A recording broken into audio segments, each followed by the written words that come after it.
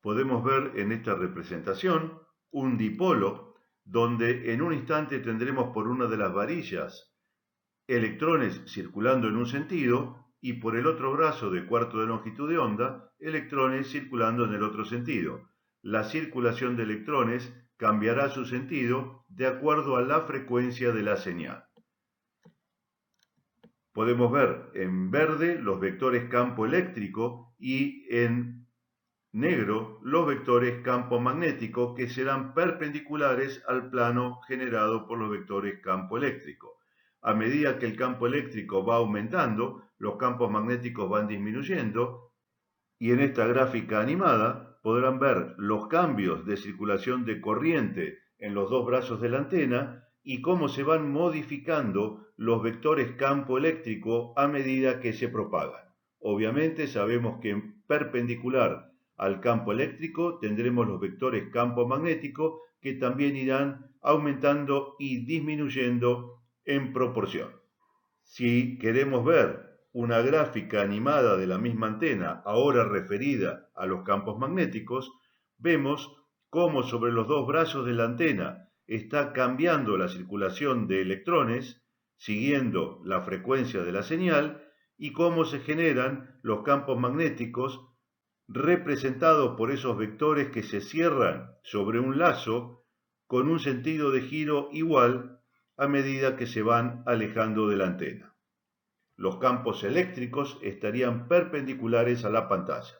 En esta representación podemos ver los dos brazos de la antena, aquí en color blanco, y el diagrama de radiación en una perspectiva 3D de este dipolo, donde vemos la forma característica de dona que tienen los dipolos en su diagrama espacial.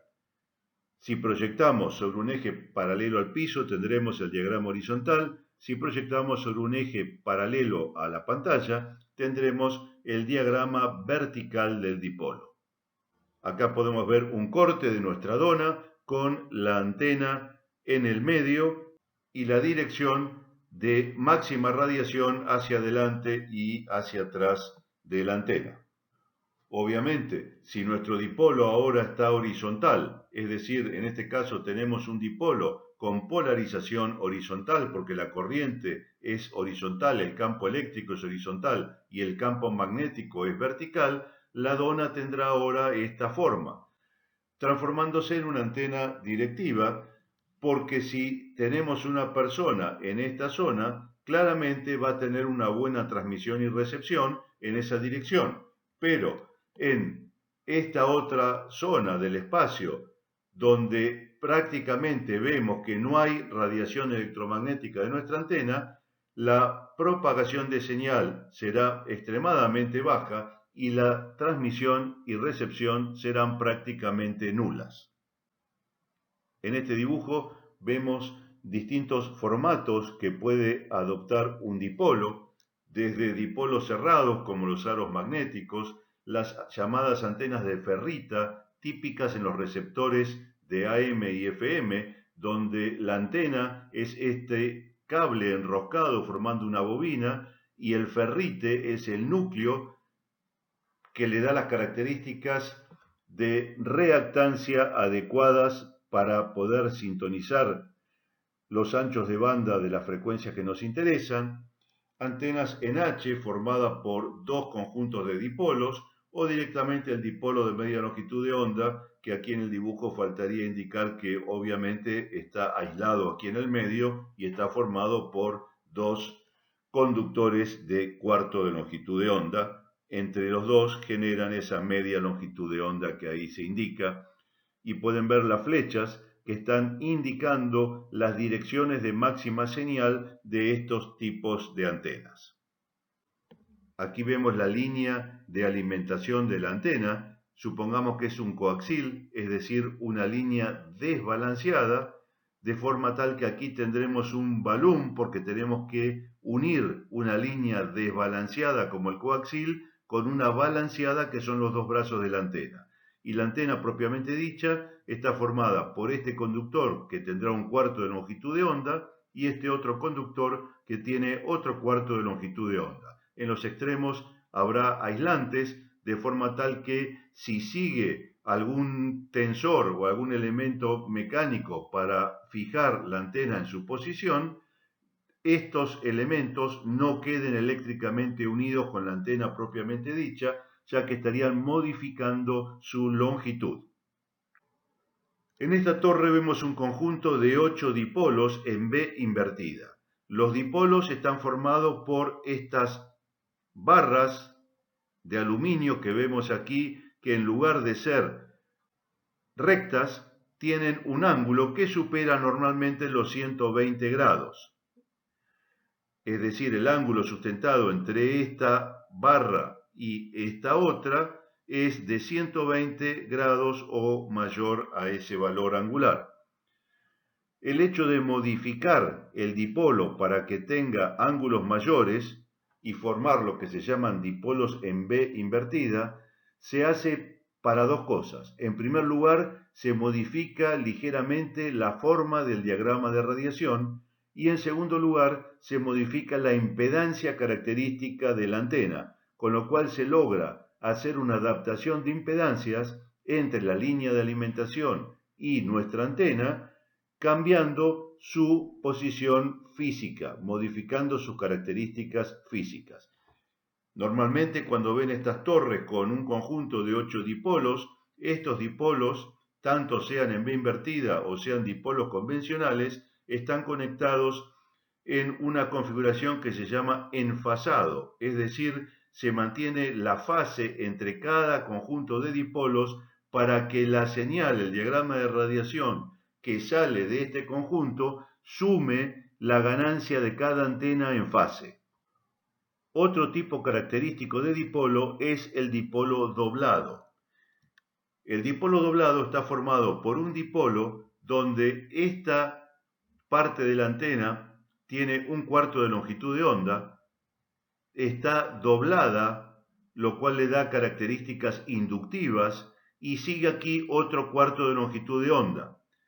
La segunda rama de la antena está formada por esta varilla de un cuarto de longitud de onda, la curva que le da características inductivas y esta otra varilla de otro cuarto de longitud de onda.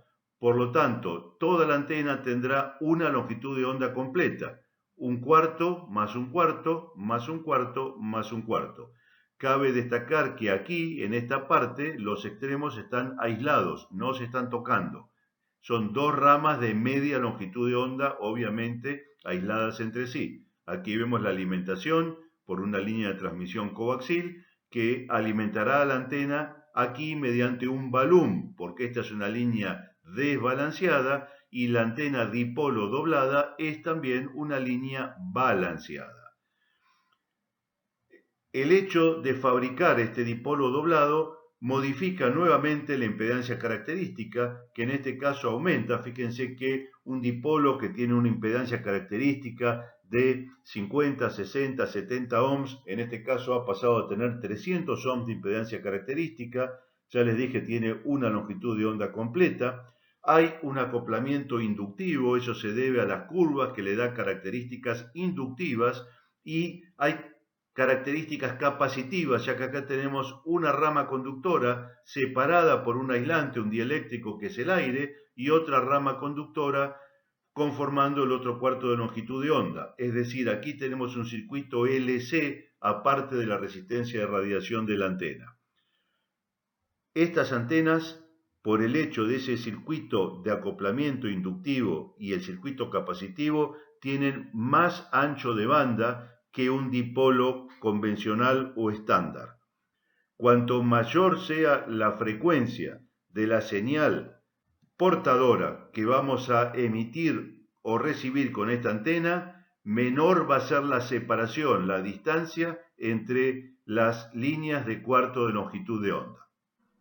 El dipolo plegado es una solución que se encontró a los dipolos doblados cuando por temas físicos, por temas de espacio, no podemos utilizar el dipolo doblado tal cual lo mostré en la diapositiva anterior. Sabemos que la longitud de uno de los brazos de la antena, desde este punto hasta el extremo, tendrá un cuarto de longitud de onda. Lo mismo con el otro brazo. Entre este punto Y este otro punto debería haber media longitud de onda. Si trabajamos en frecuencias bajas, esa media longitud de onda puede tener dimensiones importantes en metros que hagan impracticable la antena.